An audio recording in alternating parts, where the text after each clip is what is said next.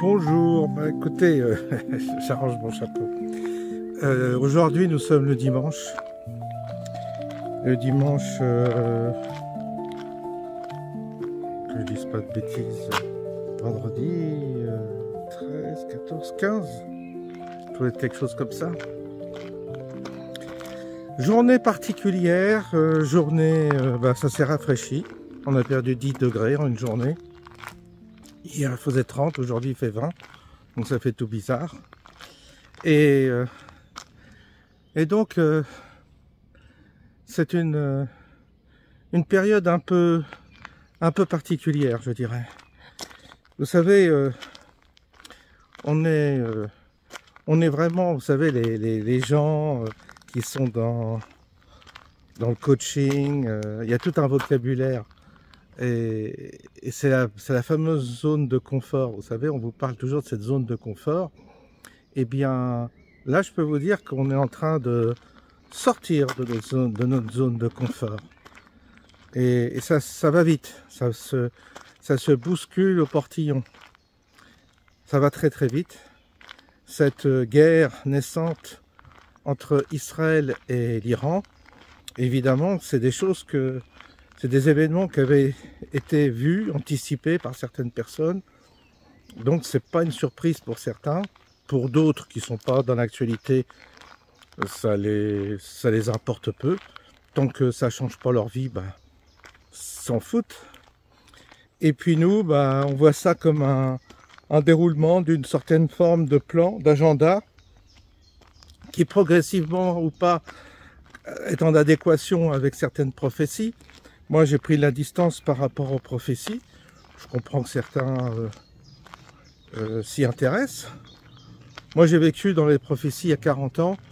Et puis, ça m'a blasé, les prophéties. Je voyais des gens, ils étaient que dans les prophéties. Leur vie, c'était les prophéties.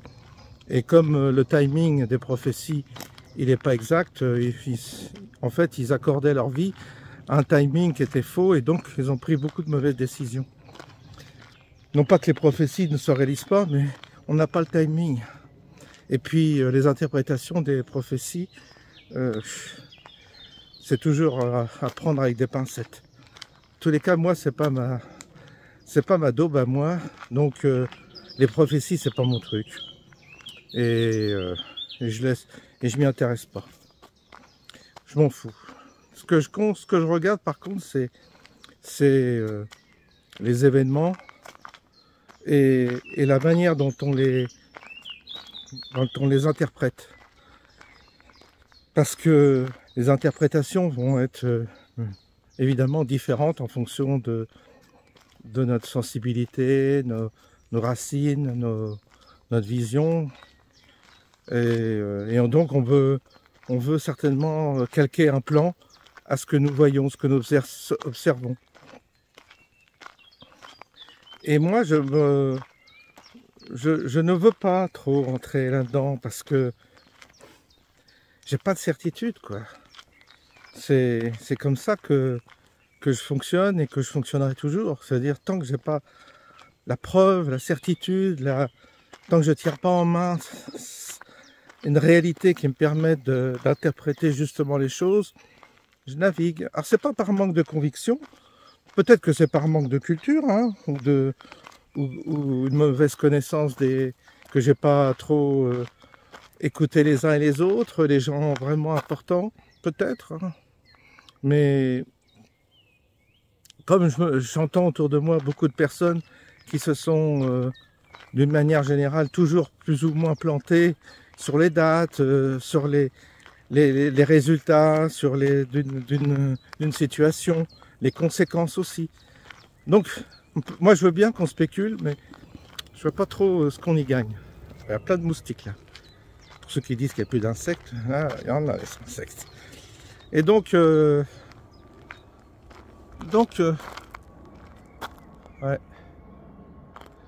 ils sont en train de me suivre les insectes, les petits boucherons là. Et donc, on en reste là à observer. Concernant les événements qui se passent actuellement en Iran, c'est quand même pas rien. C'est quand même pas rien. Et certains se réjouissent d'un éventuel effondrement du régime iranien actuel. Ça, je veux pas non plus moi me bouder mon plaisir si les ayatollahs et tout ça sont en train de s'effondrer, de tout ce gouvernement théocratique est en train de s'effondrer. Parce que, voilà, quoi, ce régime est vraiment... Ce régime, enfin, de mon point de vue, c'est pas possible, quoi.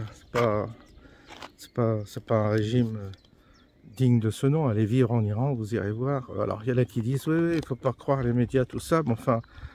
il y a quand même des témoignages et des personnes qui sont bien placées pour nous démontrer que ce régime est tyrannique, et notamment avec les femmes évidemment. Non, c'est pas ma tasse de thé.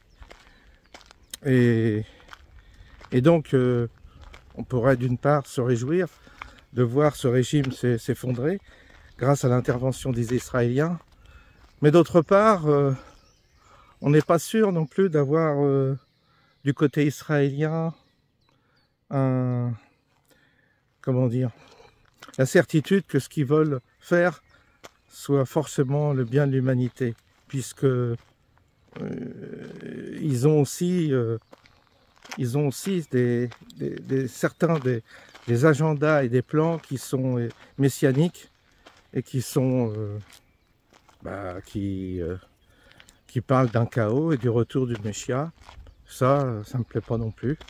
Donc vous voyez, on est partagé. On se dit, bah tiens, si l'Iran sortait de ce carcan religieux, ce serait bien. De ces espèces d'ayatollahs là qu'on voit toujours, ça n'inspire rien de bon.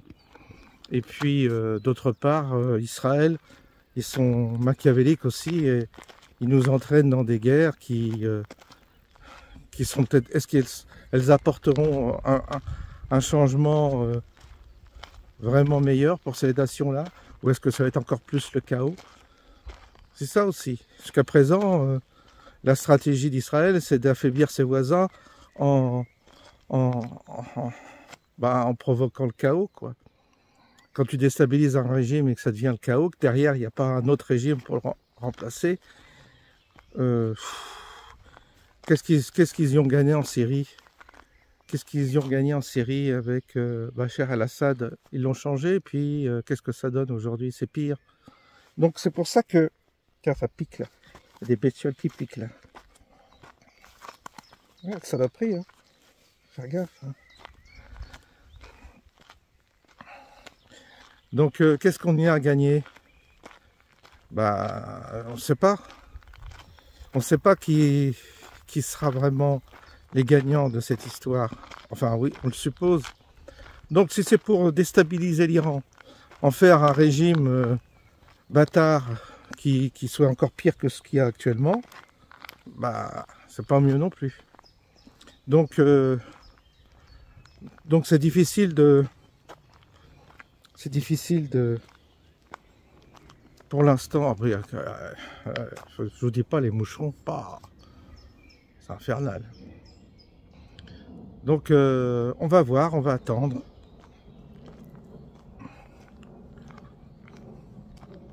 On va attendre. Mais franchement, ça craint quand même. Ça craint parce que il y a une succession actuellement de mesures, de nouvelles, de déstabilisation, que ce soit à l'intérieur de la France ou à l'extérieur, que c'est difficile d'y retrouver ses petits. Il n'y a aucune sécurité. Là, j'entendais dire qu'il va y avoir des plans sociaux énormes jusqu'à la fin de l'année. Tout s'effondre. Decathlon envisage de fermer des magasins. Des grosses boîtes sont vraiment... Leroy Merlin aussi.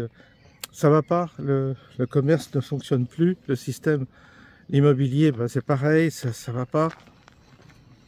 Et donc, vous avez des commandes qui chutent. Vous avez des crises. Un peu la crise partout. Les voitures se vendent plus.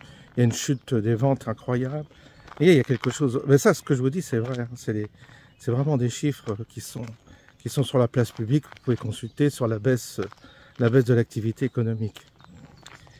Et donc c'est vrai que ça va être, costaud, hein, ce qui va se passer. L'insécurité, les jeunes complètement dingues les agressions au couteau, enfin tout ça. On va pas remettre tout ça sur le tapis, mais c'est vrai que tout ça est fort déstabilisant pour les gens qui vivaient tranquillement, quoi. Et puis après, c'est l'interprétation. Après, c'est l'interprétation qu'on donne à tout ça. Alors, ça part un peu dans tous les sens. C'est normal, hein, quand on n'a pas les clés. Et qui a les clés, je me le demande. Qui a les clés? On est bien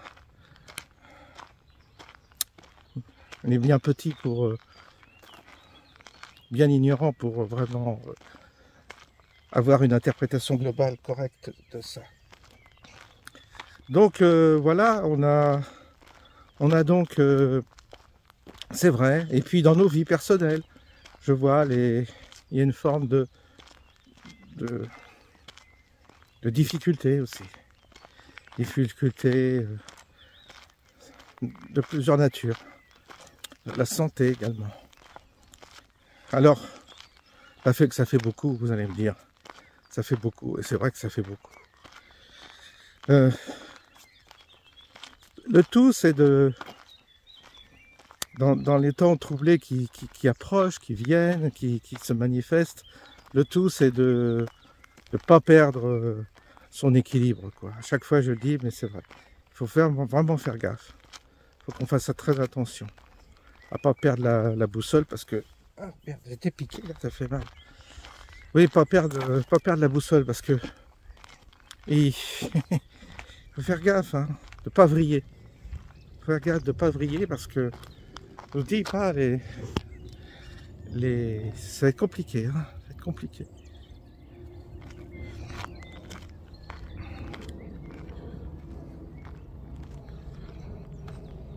Alors oui, ça y est, il y a encore une petite modification à faire pour la couverture de mon livre, parce que voilà, il y a eu j'apparais avec un chapelet. Bon, j'ai dit non, on va pas.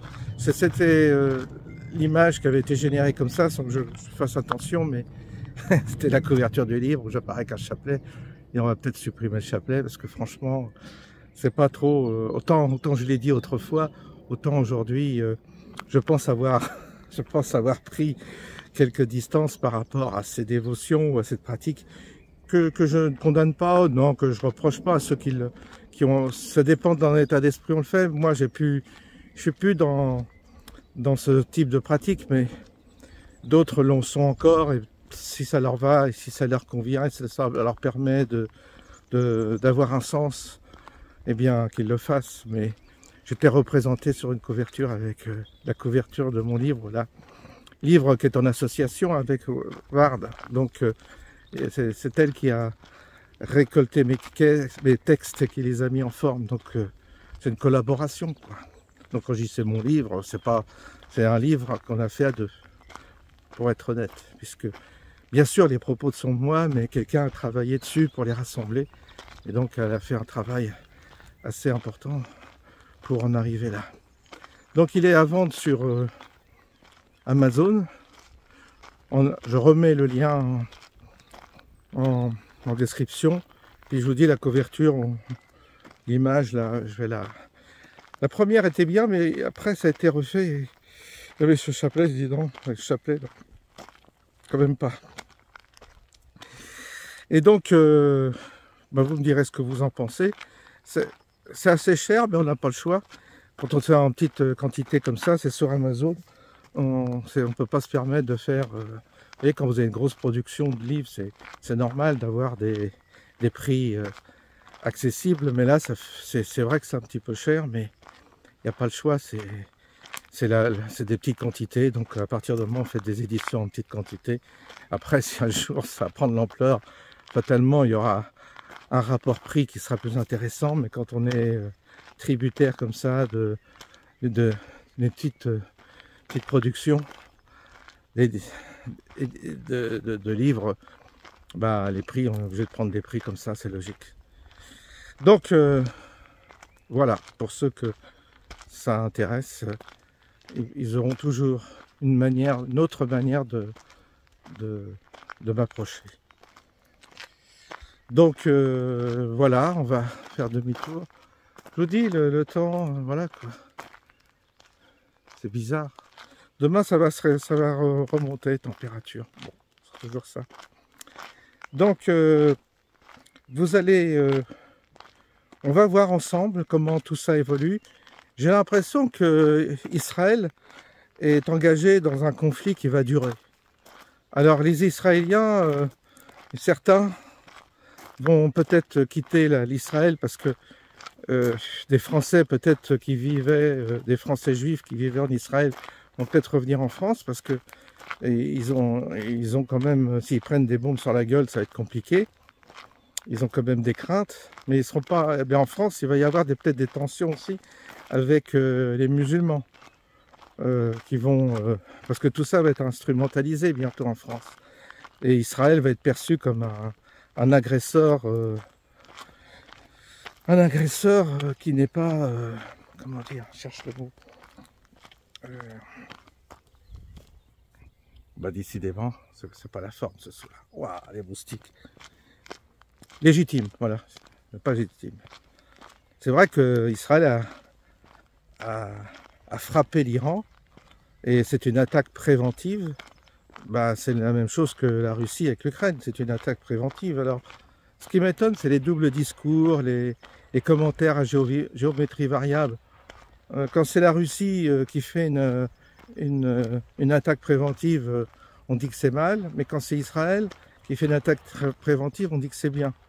On va m'expliquer votre échelle de valeur ou la cohérence de ces discours qui commencent à devenir contradictoires au niveau des belligérants. Parce que c'est un peu comme pendant la crise de Covid, tu sais plus quoi, le masque est obligatoire, le masque est interdit. Ben là, l'attaque préventive, elle est bien. Il y a des bombes qui sont gentilles, il y a des bombes qui sont méchantes. Alors, bah oui, les civils, il y a eu des civils en Israël, mais il y a des civils ailleurs aussi qui meurent. Bah, toutes les vies se valent, je crois. Et donc, je sais pas. C'est un peu la manière dont on présente tout ça. Il y a encore je sais pas, il y a un prisme qui me gêne. Et je vois pas dans quelle mesure les événements vont s'améliorer. Dire qu'on va dans... Parce que là, l'Iran, peut-être que le régime va s'effondrer, mais pour laisser place à quel autre régime? C'est ça le souci. Jusqu'à présent, tous les régimes qui ne plaisaient pas à Israël, qui se sont effondrés, ont laissé place à des tribus, à des gouvernements chaotiques. Ah. Bon, on va attendre que ça passe.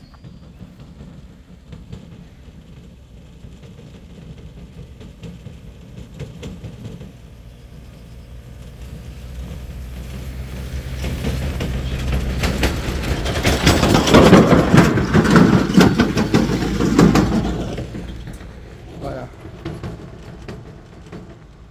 La transhumance des abeilles, des ruches. Donc, oui. Il y a beaucoup de mauvaise foi un peu dans tout ce déballage médiatique. Propagande énorme effort de propagande. Donc, ça va pas. Je sais pas, parce que là, ils nous ont fait tellement le coup avec l'Irak, tout ça, que aujourd'hui on marche pas trop quoi dans leur combine. On se méfie. Gare. Donc, parce qu'on nous présente, il y a eu la Libye, il y a eu l'Irak, il y a la Syrie. Alors, à chaque fois, les gouvernements de ces pays ont dit qu'ils étaient monstrueux, que c'était des dictatures, que le peuple était maltraité. Ok. Donc, vous avez des interventions des Américains, des Occidentaux pour renverser les régimes. Ok. Puis aujourd'hui, ces pays, c'est catastrophique. C'est-à-dire, il n'y a plus de régime, il n'y a plus rien, c'est le chaos. Et c'est des guerres de tribus, des guerres tribales, et qui ont lieu. Ils ont créé le chaos, quoi. Et les BHL et tout ça, compagnie, ils ont créé ça. Ils aimeraient faire la même chose avec la Russie, ils aimeraient diviser la Russie.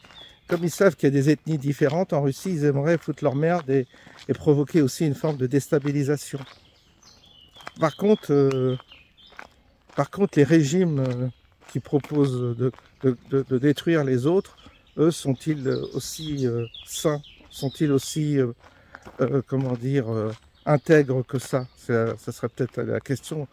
Qui est apte à donner des leçons aux autres quand on voit la corruption généralisée de nos élites et de nos gouvernements? Alors, c'est pour ça, moi, j'attends de voir. Hein. Ce qui m'ennuie, c'est que on va avoir encore des séquences qui vont être interminables sur la guerre. C'est comme la guerre à Gaza contre le Hamas. On pensait que ça allait être une opération rapide, et puis ça fait 2 ans que ça dure. C'est trop. Comme avec l'Ukraine, on croyait que ça allait durer en peu de temps, et puis ça dure, c'est toujours la guerre. Et là, vous avez des morts et des morts et des morts. Et là, en Iran, s'ils attaquent les civils, si les Iraniens se mettent à bombarder les civils israéliens, les Israéliens vont répliquer sur les civils iraniens, et puis on est reparti pour des morts, quoi, des morts, des populations, ça continue. Alors, cette terre, cette terre, elle devient un enfer, quoi.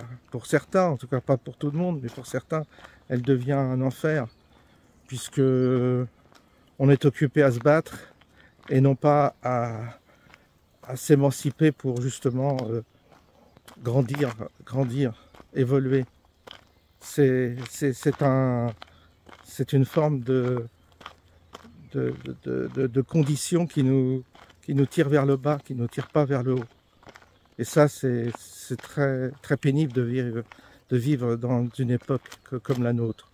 Une époque technologique, mais sans sagesse, sans profondeur, sans humanité.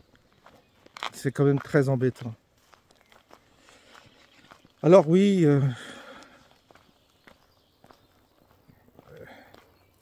on va quand même rester calme, pas trop s'égarer, ni trop interpréter. Il y a déjà pas mal à faire que de simplement observer, je dirais. Simplement regarder, observer, puisque de toute façon, quelles que soient nos interprétations, de toute façon, ça sert à rien. Et puis, on n'a pas prise sur ce qui se passe. On n'a pas prise. On est que là pour observer, c'est tout. Nous sommes des observateurs. Mais on n'a plus les clés en main pour faire quoi que ce soit, nous les peuples. Donc, voilà. J'ai pas d'autres choses à vous signaler, ni à vous commenter. Ça fait partie du jeu. Des fois, j'ai pas spécialement la grande forme aujourd'hui. Ça arrive que d'une petite baisse de régime, là. J'étais... alors, le 21, on ira, s'il fait beau. S'il fait pas beau... évidemment, s'il pleut, on n'y va pas. Mais le 21, on se retrouve à Vers-de-l'Eau, vers 19h, à 19h, 18h30, 19h. On se retrouve simplement pour ceux qui sont dans le coin, qui veulent qu'on se retrouve à l'occasion d'une soirée un peu bucolique. Il y aura un peu de musique, certains, mais c'est pas la fête de la musique, c'est simplement un prétexte pour se retrouver un peu ensemble, discuter, faire un pique-nique dans ce jardin, dans ce beau jardin du Point du Jour. C'est l'occasion de se retrouver, de créer des liens. C'est toujours pareil. Tisser des liens, créer des liens. C'est un peu l'objet, je crois, de ce que j'essaie de dire aux gens, c'est qu'il faut créer du lien pour pour justement le jour où ça sera nécessaire, qu'on puisse s'aider mutuellement, quoi, tout au moins. En tous les cas, plus on est nombreux, mieux ça vaut. Et il vaut mieux se connaître. Et des petites occasions comme ça, voilà, il n'y a pas de prétention, on se retrouve pour un pique-nique, point final. Alors quand j'ai dit que c'était 10 €, j'ai trouvé amusant parce que j'ai dit que l'entrée était de 10 €. Bah oui, c'est l'entrée du parc qui est pris. Il y en a qui m'a dit, ah, c'est pour se faire de l'argent. Parce qu'il y a des gens, ils sont, ça c'est le français. Ils sont absolument inquiets aussitôt que tu proposes un prix. Ils veulent du gratuit partout. Parce que la sécurité sociale a rendu les gens, leur a donné toutes les prestations sociales, a rendu le français allergique au prix.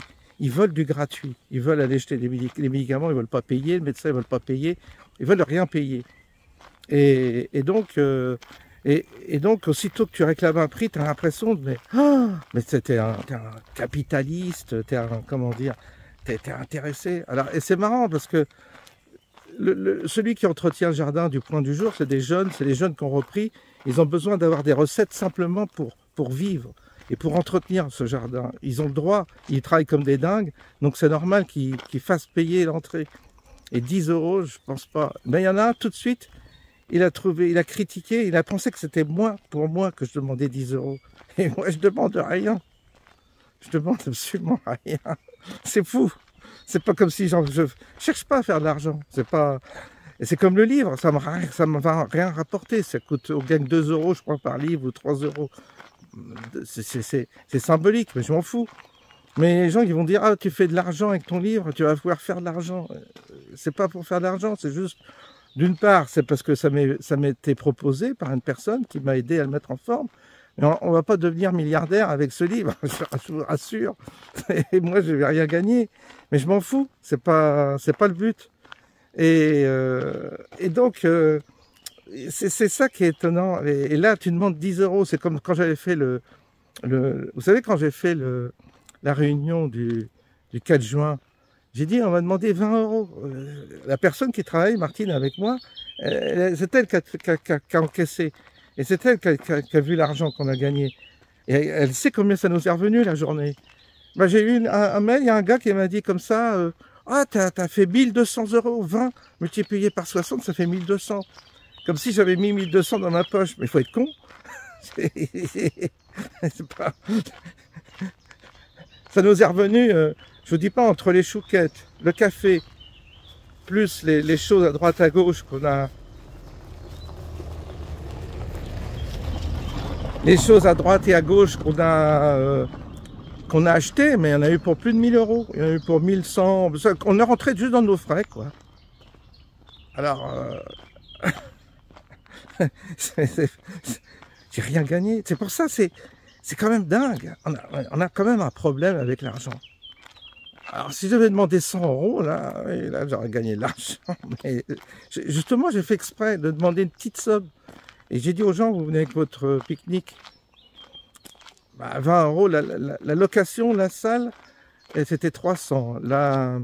Et puis le jardin, l'ouverture du jardin, la visite commentée, ça coûtait 500 €. Donc ça fait 800, plus, je vous dis, tout le reste qu'on a acheté. Plus la consommation, on a offert le cidre, tout ça, j'ai payé le cidre.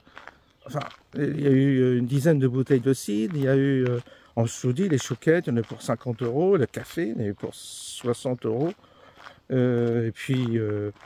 Et puis tout ce qui concernait la table, les gobelets, tout ça. Enfin, je vous dis, on en a eu un peu. Et puis voilà, quoi. Donc... c'est dingue de nous soupçonner comme ça, de cette obsession, de cette crainte. Et puis, quand bien même je gagnerais de l'argent, mais ça serait mérité avec tous les efforts que je fais quand même. C'est du taf quand même tout ça. C'est des nuits blanches même, parce que ça m'a travaillé. J'étais angoissé. Donc, non, les gens, ils voudraient qu'on travaille, mais qu'on gagne rien. Ça leur ferait plaisir.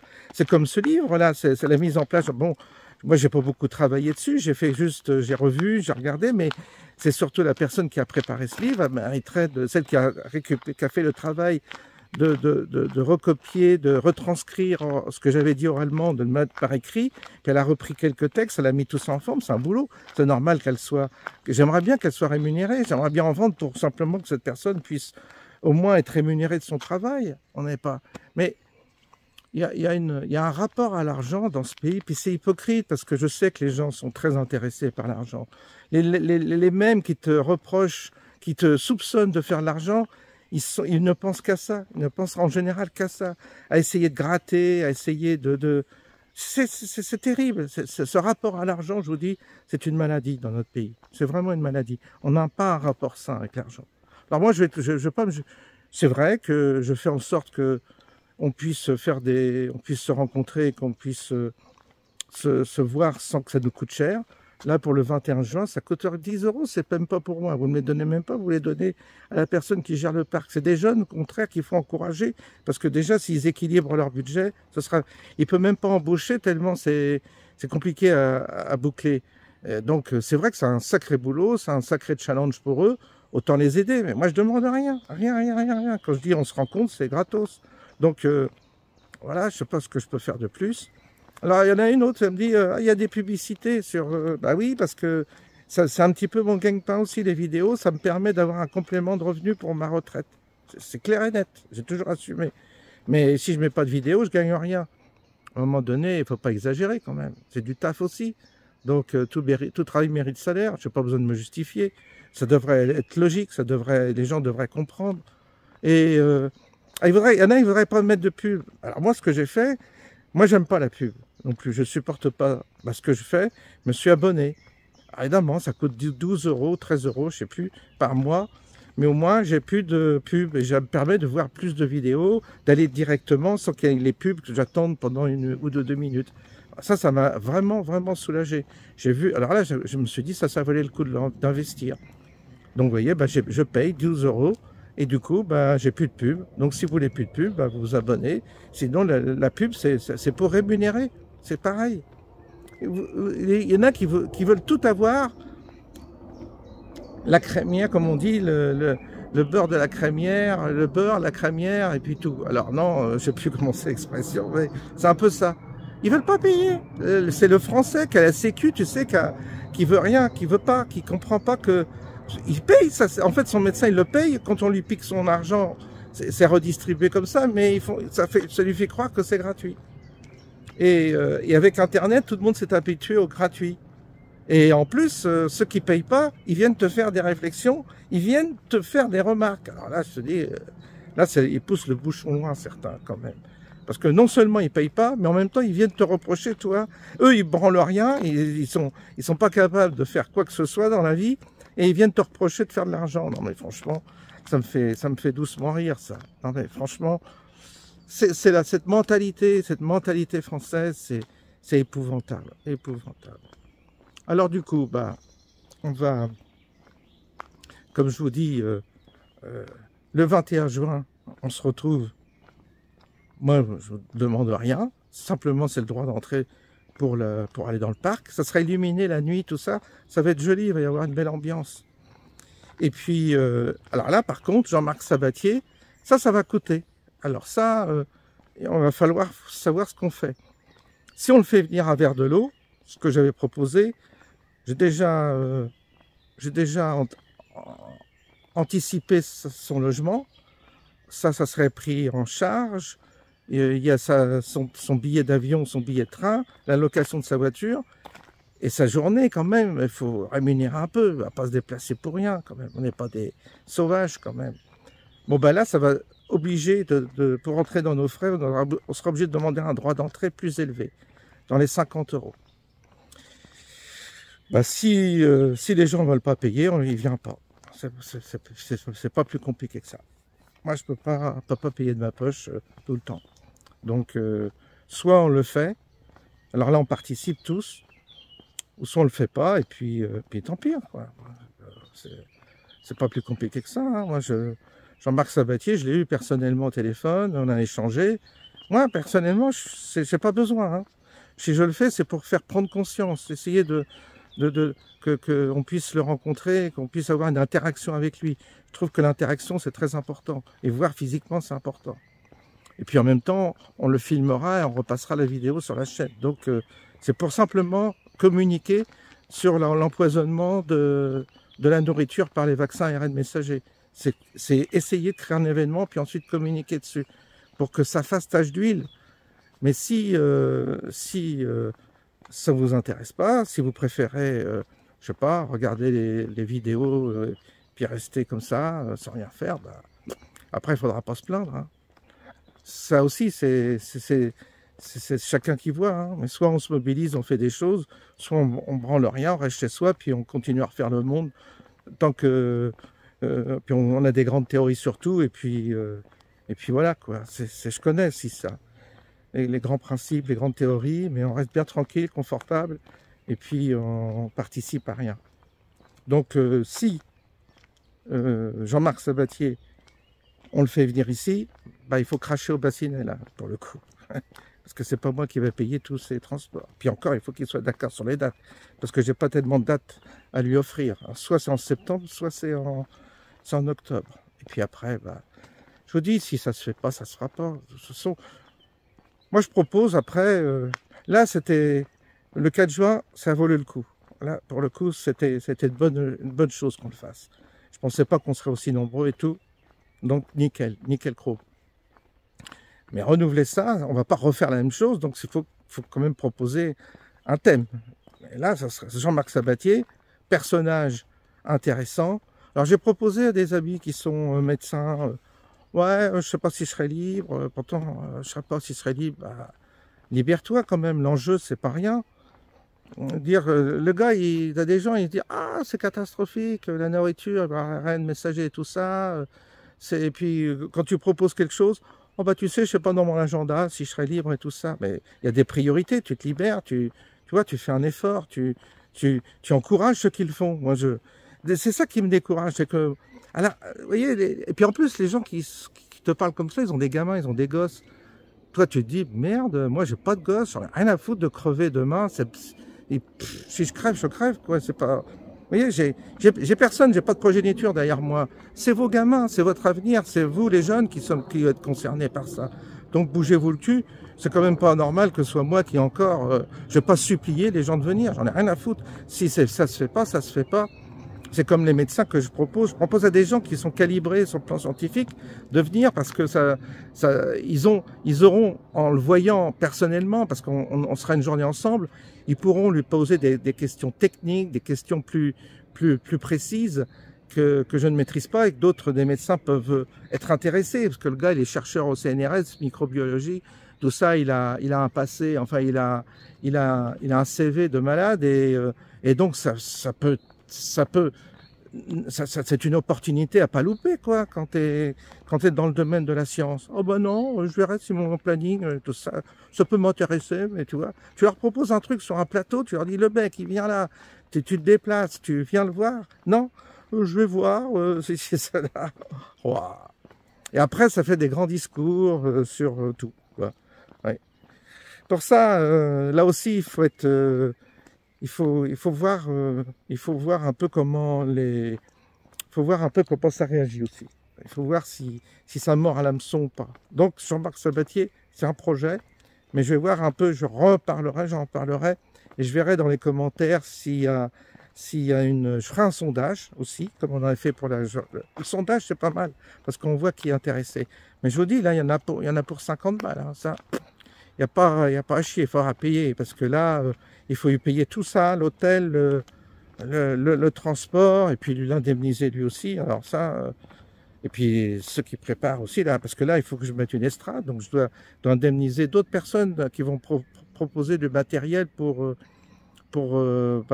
planifier, pour enregistrer. Enfin, c'est pour faire la vidéo. Il faut que je donne un billet à celui qui va faire la vidéo. Je vous donne un billet à ceux qui vont faire peut-être venir la sono et l'estrade. C'est pas rien. Et quand je dis 50 €, je sais même pas si c'est suffisant. Ça dépend combien on sera. Donc, vous voyez, c'est comme ça quand on organise des choses. Et puis, il faudra pas venir me dire, ah, tu fais de l'argent. Parce que franchement, si on dit ça, moi, j'arrête tout. Hein, parce que franchement, là, c'est pousser. Voilà, bon bah écoutez, on arrête là. Je vous souhaite une bonne journée et je vous dis à bientôt.